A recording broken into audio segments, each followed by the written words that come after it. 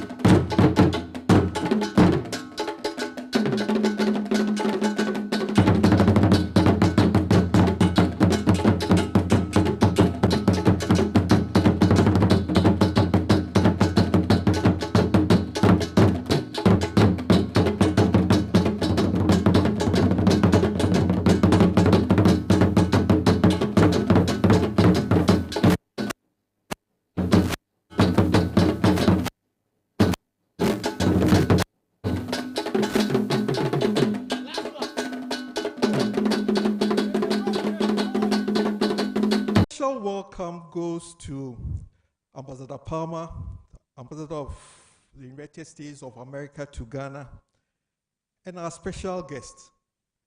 Usually our special guests, the name is kept secret, but now we all know the special guest. I am Ambassador Linda Thomas-Greenfield. You are welcome to the beautiful campus of the University of Ghana.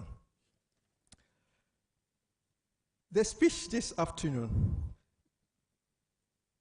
will be on a vision for peace and food security in Africa. And it will be given by our special guest. She was nominated by President Joseph R. Biden Jr. to the representative of the United States of America to the United Nations in January 2021. Confirmed by the US Senate in February 2021 and sworn in by the Vice President of the United States. She's a career diplomat who returned to public service after retiring from a 35-year career in the U.S. Foreign Service in 2017. Among many highlights of her distinguished career are serving as Assistant Secretary of State for African Affairs, Ambassador to Liberia, and the Director General of the Foreign Service and Director of Human Resources. She's a friend of Ghana, and the last time she visited was in 2016. We welcome her back to Ghana, and I'm sure this time there's a lot that you take away from Ghana. So on behalf of the University Management, let us welcome Ambassador Linda Thomas-Greenfield to give us the speech.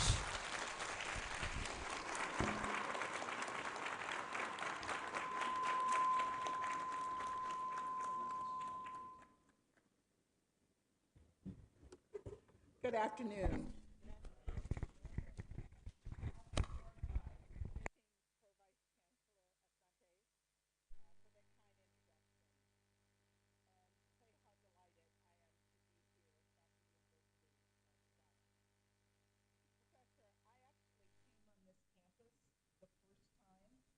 In 1978. And as we were driving through, I remember thinking how beautiful it was when I came here in 1978, and it still has that beauty that it had during that visit. So again, delighted to be here. And then secondly, I want to thank the drummers. You know, as I was walking in, I will tell you that I'm a walker, and I have a drumming piece on my walk, on my music. And when I'm walking to those drums, I walk at the speed of lightning. And so as you were drumming, all I could think about was getting out there walking. So thank you for reminding me that I need to walk. And I want to thank everyone else for joining us today to talk about peace, progress, and food security in Africa. 65 years ago, a group of esteemed Americans visited Ghana to mark its independence. In particular, two personal heroes of mine, two African-American men, came to see the Union Jack come down. Both men were civil rights activists. One had won the Nobel Peace Prize for his efforts, and the other would win that prize several years later. They both identified with Ghana's struggle for freedom, independence, dignity, and sovereignty. They believed that the world was connected, that progress in Ghana meant progress not just in Africa, but in America too. They were Ralph Bunche. Let's see if I can push this back a little bit. They were Ralph Bunche, a founding father of the United Nations, and Dr. Martin Luther King Jr., an icon of America's civil rights movement. I bring up their fateful visit to remind us that the connection between Ghana and America, between Africa and America, runs deep. But while some of that history is painful, other parts are joyous. America is home to so much of the African diaspora, and our people are tied together through bonds of family and friendship and history, and our fates are intertwined. After all, President Nkrumah was educated in the United States at an historically black college. And W.E.B. Du Bois, one of my country's foremost black intellectuals and a titan of the civil rights movement, is buried here in Ghana. I'm also calling attention to the 65th anniversary of your independence and of Ralph Bunche and Dr. King's visit because I'm here today to talk about the connection between food, peace, and prosperity. And both Bunche and King understood that connection better than anyone. In his Nobel Peace Prize speech, Dr. King spelled out what he was fighting for. He said, and I quote, "I have the audacity to believe that peoples everywhere can have 3 meals a day for their bodies, education and culture for their minds, and dignity, equality, and freedom for their spirits." Ralph Bunche made a similar point in his own Nobel speech. He argued, and I quote, "Peace is no mere matter of men fighting or not fighting. Peace," he said, "must be translated into bread or rice, shelter, health, and education, as well as freedom and human dignity, a steadily better life." I wonder if he was thinking about jollof rice. But right now, the world does not have peace because of persistent and pernicious conflicts, yes, but also because rice and bread are not reaching hungry people around the globe. I have worked on humanitarian causes for nearly 40 years, and today, despite all the modern tools we have at our disposal, we're experiencing the worst, let me repeat, the worst global food security crisis I have ever seen. This is an in 5. They do not, in Dr. King's words, security means families are not able to provide for their children. It means children not getting the nutrition they need to succeed at school.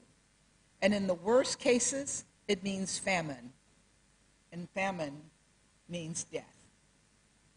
That's why we have to be determined to stamp out hunger, to translate peace into bread and rice. And to do that, we cannot just supply food to the hungry, although that is incredibly important. We also have to look at what is causing that hunger, what is driving food insecurity in the first place. And right now, I see 4 clear causes, what I call the E and the 3 C's: energy, climate, COVID, and conflict. Let's start with energy. Energy prices have gone up in the past year. Anyone who has to regularly fill up their gas tanks or pay electric bills know this as well, all too well. The reasons are complex and interrelated, such as supply chain issues, climate change, but the result is clear: rising energy prices. Plus, Russia's manipulation of gas flows is now further spiking prices. This can have a devastating effect on the food cycle. After all, energy is used to produce the chemical fertilizer that helps crops grow. Then farmers use energy, usually diesel, to run harvesting equipment before their crops are processed into in plants where more energy is needed.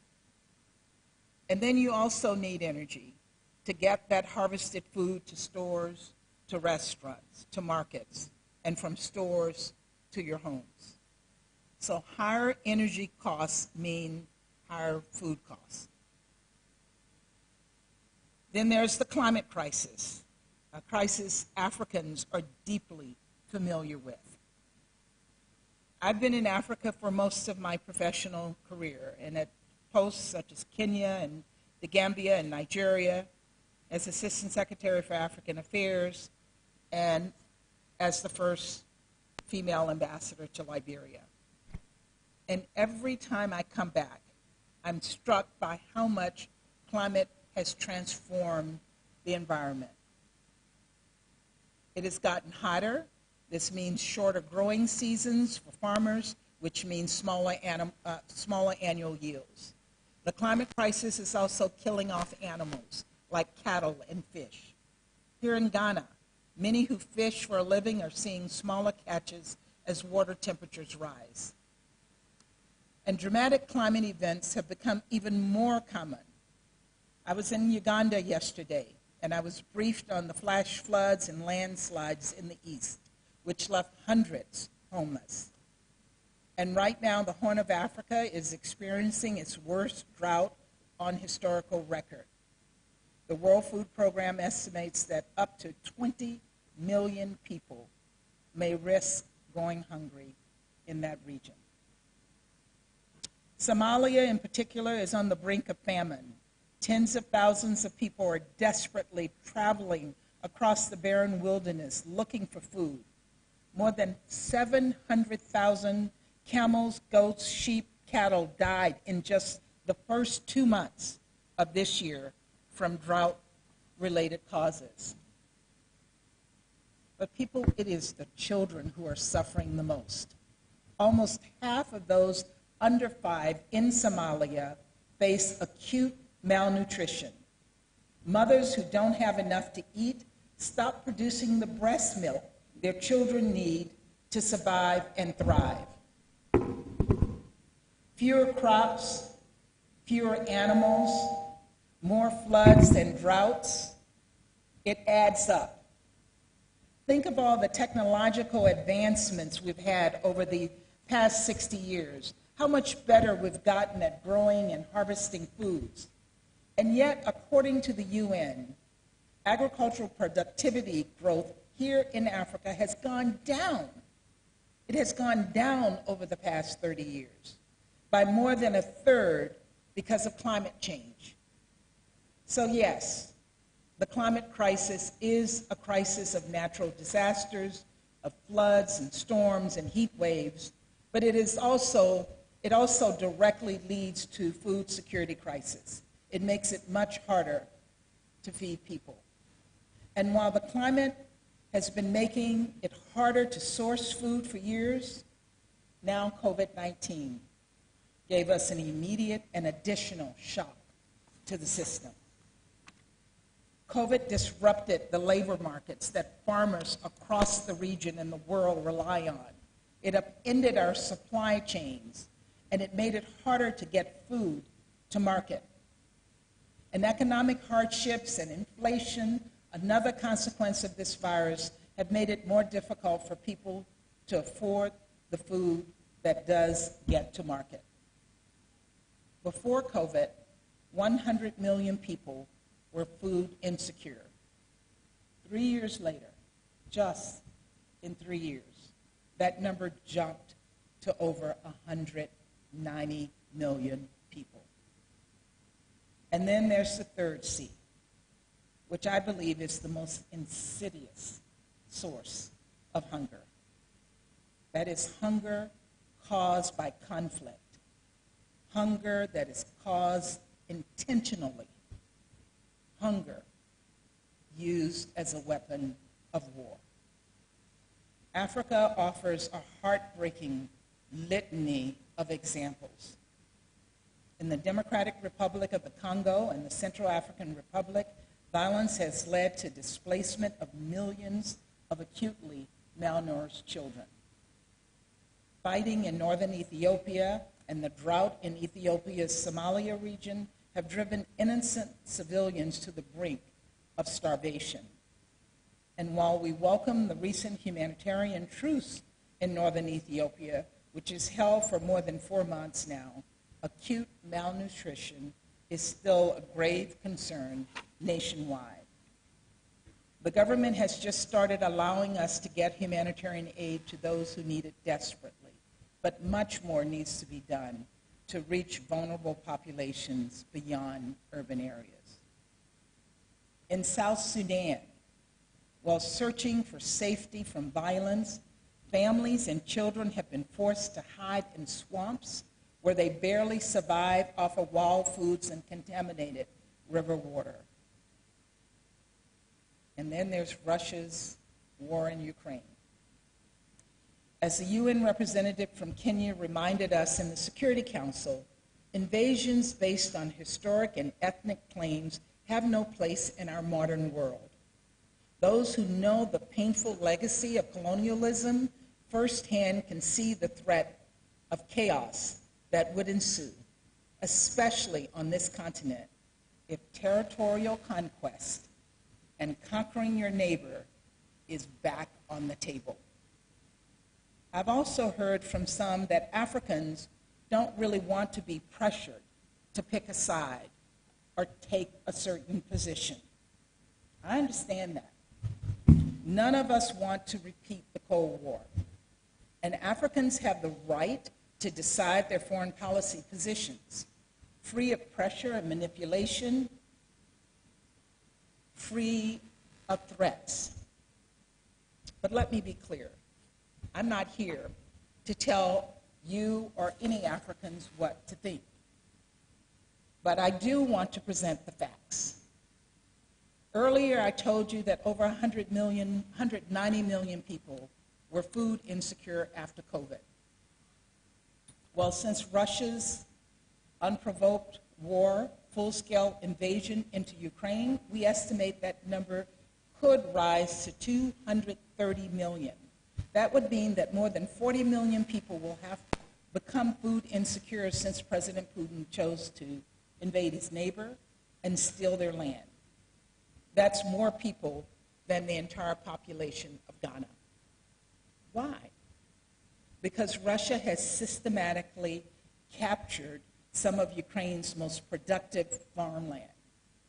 They have spoiled fields with mines and bombs. They have stolen and destroyed vital agricultural equipment and infrastructure.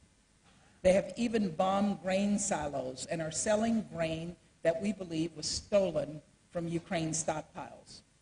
The fact is, this hurts Africa. Russia and Ukraine provide over 40% of Africa's wheat supplies. Russia's blockage of the Black Sea kept over 20 million tons of Ukrainian grain from global markets and threatened food security across the Middle East and Africa. Food prices worldwide are 23% higher than a year ago, but they hit the hardest in sub-Saharan Africa, where food consumes 40% of household budgets. Regardless of how you feel about Russia, we all have a powerful common interest in mitigating the impact of the war on Ukraine on food security. To that end, we have supported the UN's efforts to broker a deal so Ukraine could start shipping its agricultural commodities again out from Ukraine's Black Sea ports. We welcome the departure of the vessels carrying grain from Black Sea ports this week, and we urge Russia to uphold its commitments to allow Ukraine's farmers to once again supply the world with grain. In the meantime, we're also working with Ukraine and the EU to facilitate agricultural exports through all available road, rail, and maritime routes. I've heard many African leaders say they want diplomacy to end the war, and we could not agree more. Moscow and Kyiv will need to find ways to live together in peace. It's always better to solve disagreements at the negotiating table and not on the battlefield. Unfortunately, we've seen no indication that Russia is prepared to accept a diplomatic solution. Nevertheless, we owe it to the people of Ukraine who are suffering so much to support all efforts to end the war through good faith dialogue and negotiations on terms the Ukrainians themselves decide. Now, I know some folks have come here and told you that Western sanctions are the blame for rising food prices. And again, I'm not telling you what to think, but I do want to provide you with the facts. The fact is that our sanctions are targeted at Putin and his supporters, not agriculture and food, which are specifically carved out of the sanctions.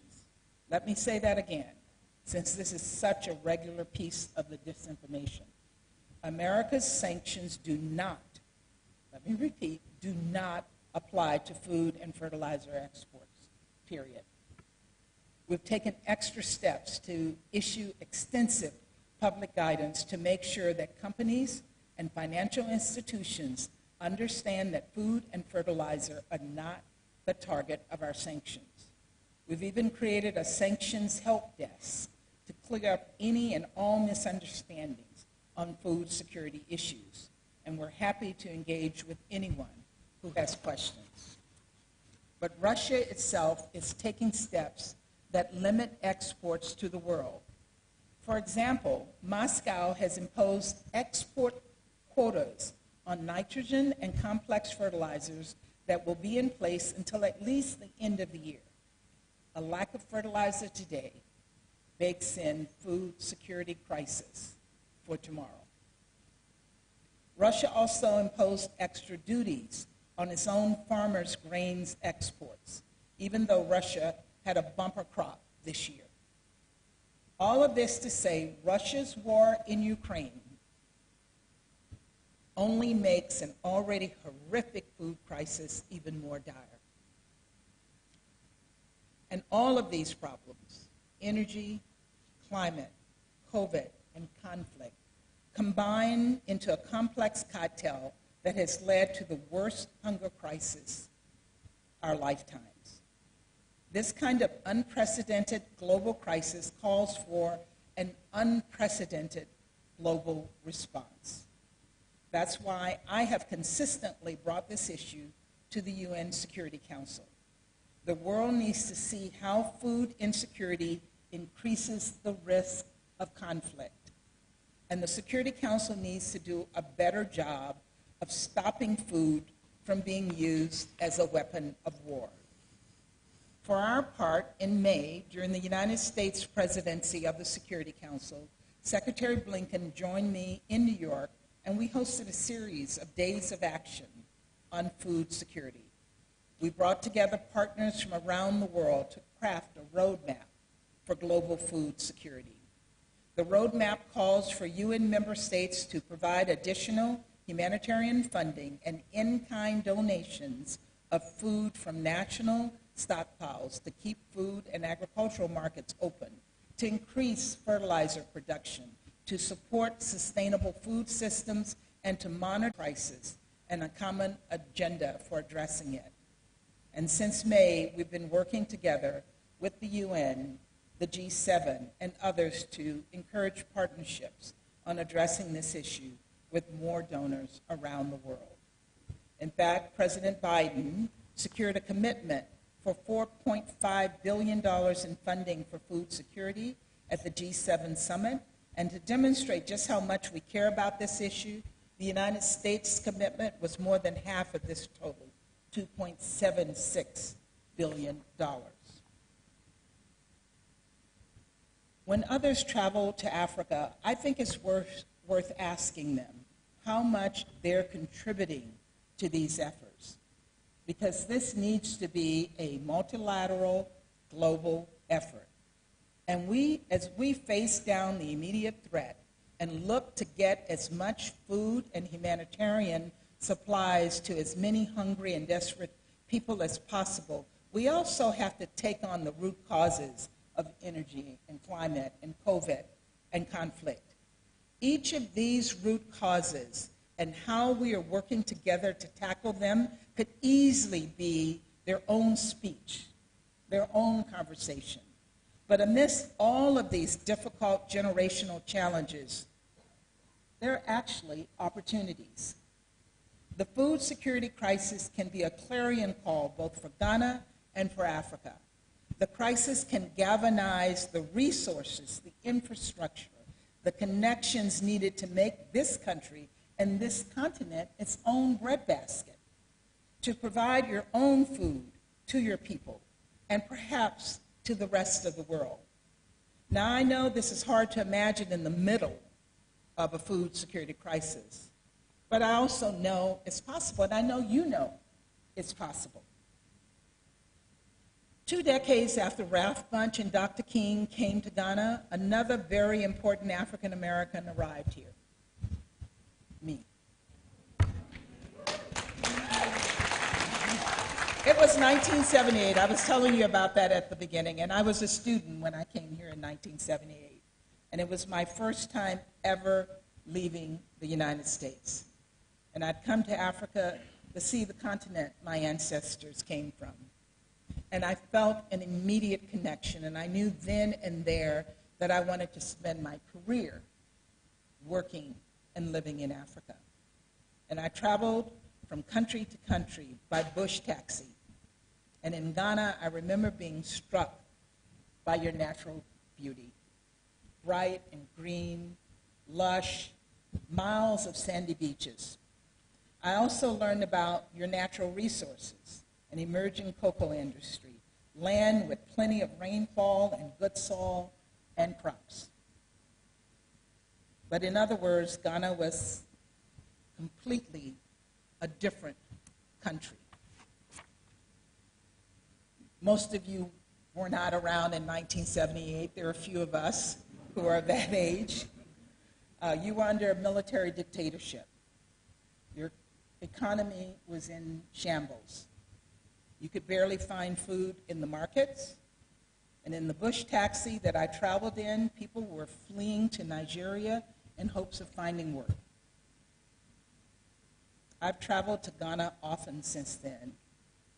I was here to observe the 2016 general elections, your president's inauguration in 2017. I have watched this country's rapid and radical transformation toward democracy, stability, toward food security, toward peace.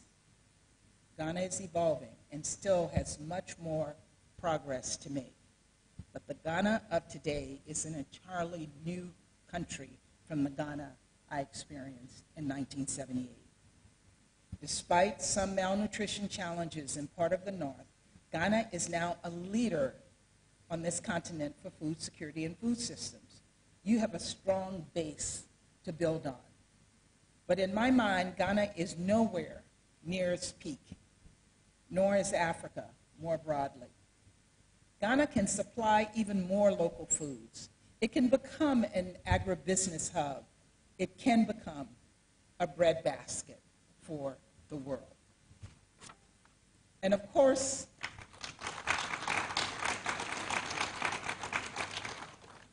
Ghana is not the only country with that potential here in Africa. Nigeria has huge swaths of arable land. So does the Democratic Republic of Congo. And the list goes on and on. My point is this: for too long, the wealthy and powerful have extracted Africa's natural resources for their own gain, and it continues today through bad deals and debt traps. We want to see an Africa that provides for Africa, with self-sustaining food supplies, that translates peace into sugar bread, chapatis, injera, and jollof rice that you can share with the globe. Your potential is simply extraordinary. Of course, reaching that world is still going to take a lot of hard work. It will take resources. It will take perseverance, commitment, and good governance. It will mean calling on the large and prosperous African diaspora to help you make progress. Efforts like the 2019 Year of Return are a great way to unlock the potential of that diaspora, which has billions of dollars and vast troves of priceless offer. It will mean partnering with governments, with NGOs, and with agribusiness, a topic I know we'll be discussing at the U.S.-Africa Leaders Summit in December. It will mean taking on the complex networks of challenges that cause food insecurity to begin in the first place. But I believe it can lead to peace and prosperity for all of us. For our part, the United States is committed to this work. It is the foundation of Feed the Future, our global hunger and food security initiative, which President Biden dramatically expanded this summer to include the Democratic Republic of the Congo, Liberia, Madagascar, Malawi, Mozambique, Rwanda, Tanzania, Zambia, joining 12 other target countries, including Ghana. But more funding is needed to address food security and to address crises that compound food security, like the refugees and internally displaced people who are forced from their homes and put a strain on the food systems wherever they find shelter. And that's why today I'm proud to announce nearly $150 million in new additional humanitarian funding and development assistance pending congressional notification for Africa. That includes the $20 million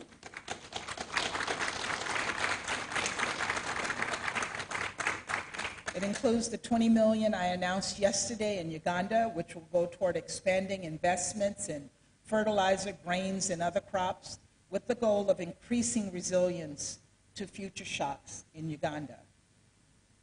You know, yesterday I visited a grain milling factory in Uganda that we're helping to support, and I saw just how critical it is to keep these factories running.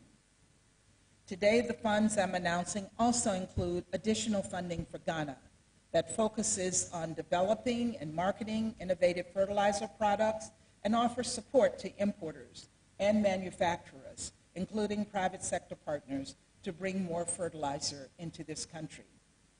Even before this additional aid, here in Ghana, we've been assisting more than 638,000 smallholder farmers. We've assisted 638,000 smallholder farmers to adapt to price spikes by helping them use local fertilizer sources. We're also promoting the use of improved seeds that need less fertilizer and encouraging private sector and agribusiness partnerships that will bring the resources, the technology, and the know-how to build up a farming infrastructure. Finally, we know that conflicts can weaponize hunger and force people to leave their homes. That leads to mass displacement, which leads to internally displaced people and refugees, which puts strains on the food systems of surrounding countries. So the funding I'm announcing today includes more than $127 million in additional humanitarian assistance for Africa to provide for life-saving support to refugees, asylum seekers, internally displaced persons, stateless persons, and persecuted people across Africa.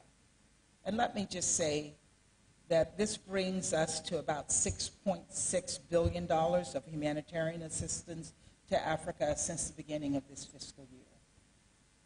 And I want to thank Ghana and all African countries who have opened their doors and opened their borders to those who seek refuge, who are seeking protection from conflict.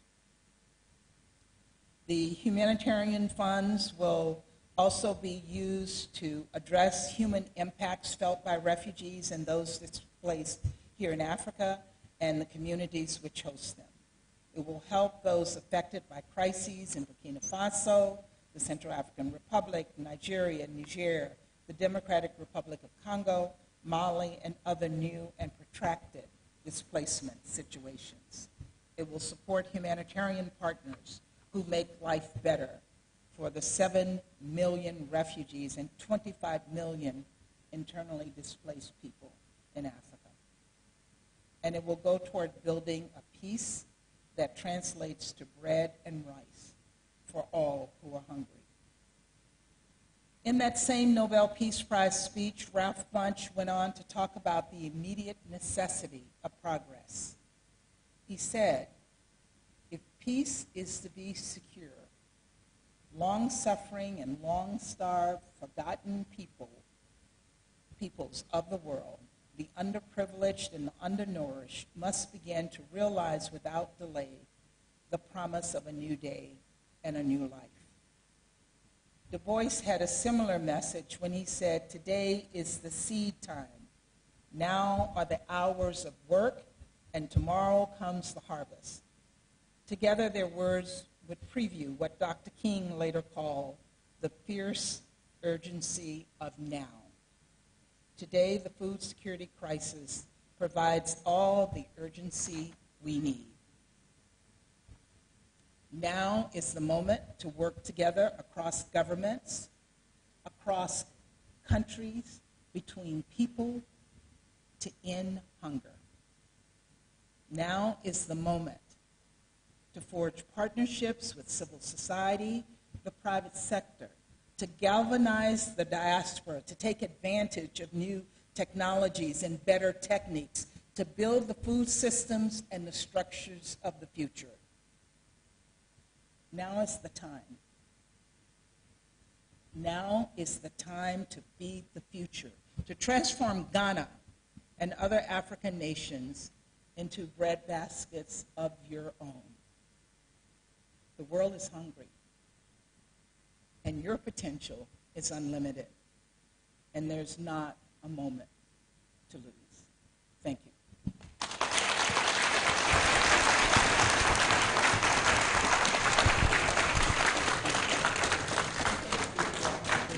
Please, you can keep the applause going. I know you love that.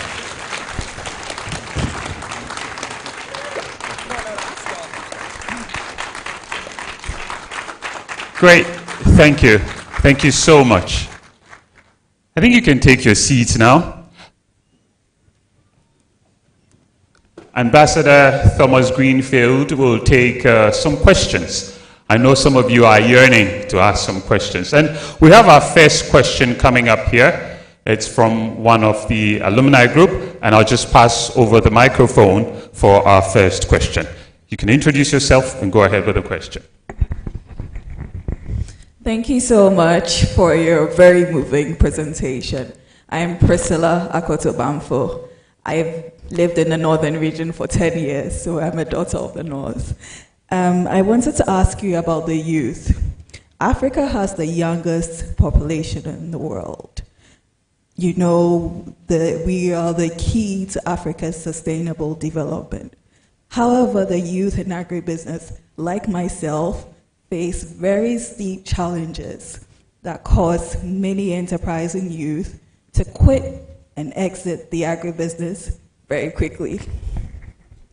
Skyrocketing costs associated with food production will exacerbate an already low food productivity in Ghana, as alluded to by Franklin Kujo.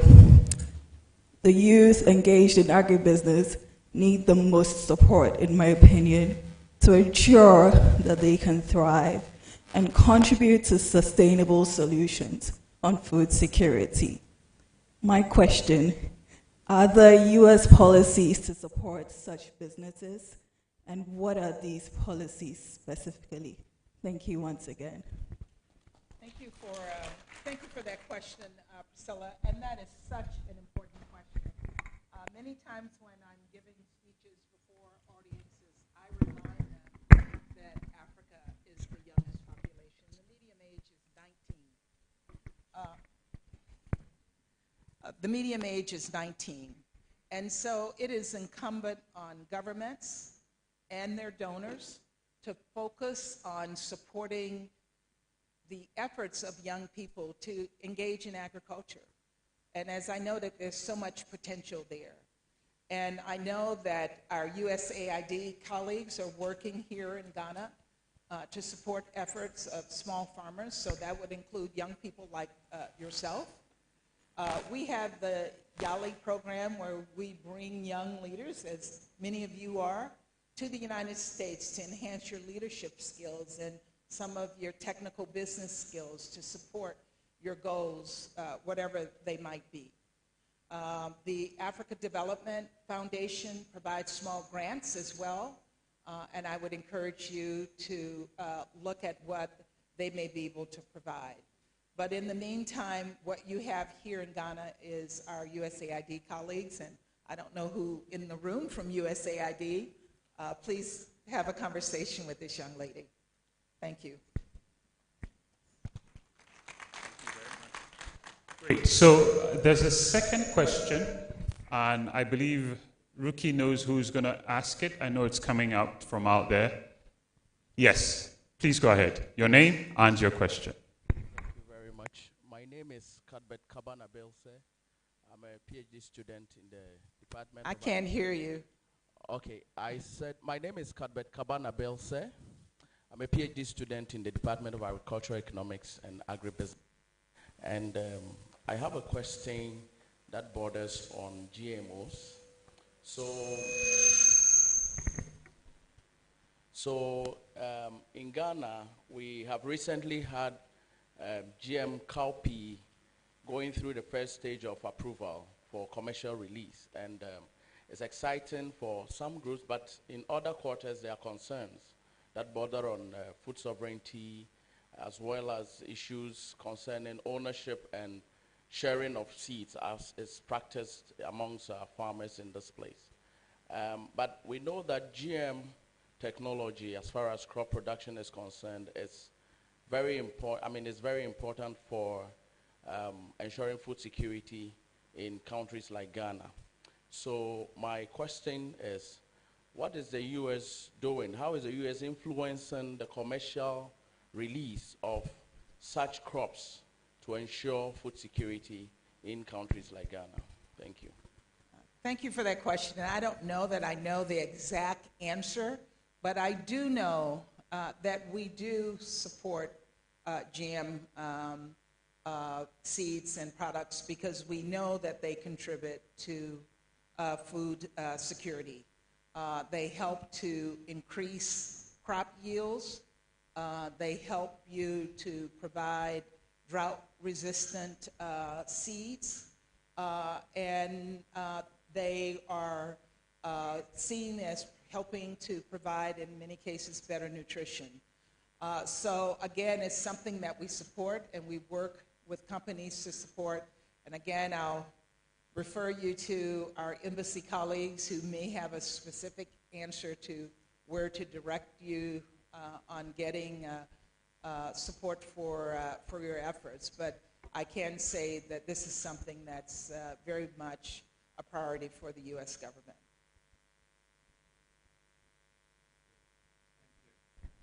Well, I'm so sorry we can't take any more questions because Ambassador Thomas-Greenfield has another engagement right at this moment.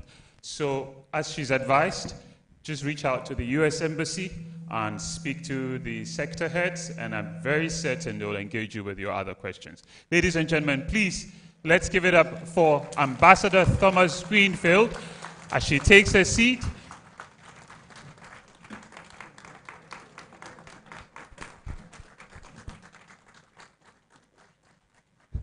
Yes, actually, she's going to have an engagement with the media, so she'll leave us right away.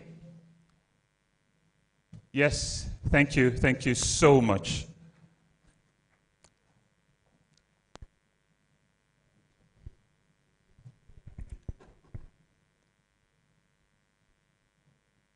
Right, so when Ambassador Thomas-Greenfield leaves this auditorium, we kindly ask the rest of us to sit down, and then we'll formally close this section of the event.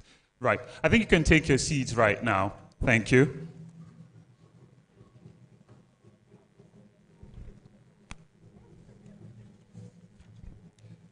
Right, so just before we close, a few more acknowledgements, and then we will make